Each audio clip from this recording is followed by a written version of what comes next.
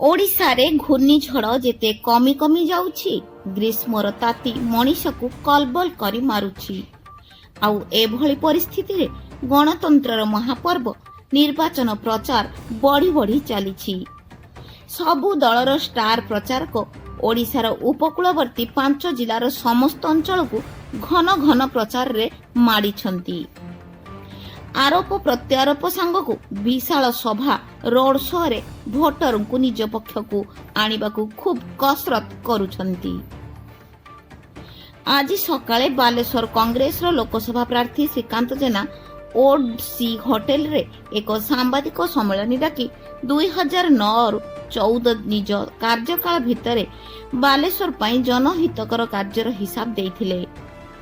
आपणकर काहा सहित फाइट हेउची सांबादिकଙ୍କ प्रश्नर उत्तर रे कहिथिले जे मोर काळ टंका बा लफापा विरोध रे लढाई हेउची।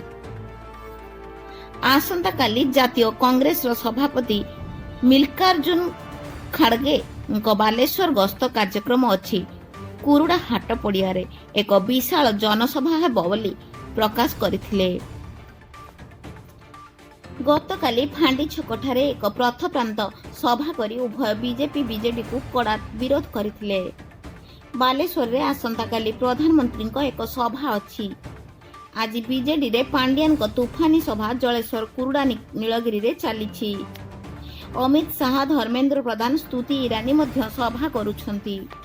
जून 4 तारिख बीजेडी रो एक्सपायरी बोली बीजेपी नेता कहूथिला बेले बीजेडी कहूची 9 तारिख रे नवीन हेबे षष्ठ मुख्यमंत्री।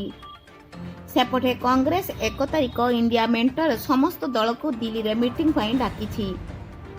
एक बड़ घटनाक्रम रे केजरीवाल को बेल रिजेक्ट होईछि। से 2 तारिख रे पुणी थरे जेल जिबे बोली सुप्रीम कोर्ट कहिसंती। Baleswar Kailash Chandra Behera report bullet news today.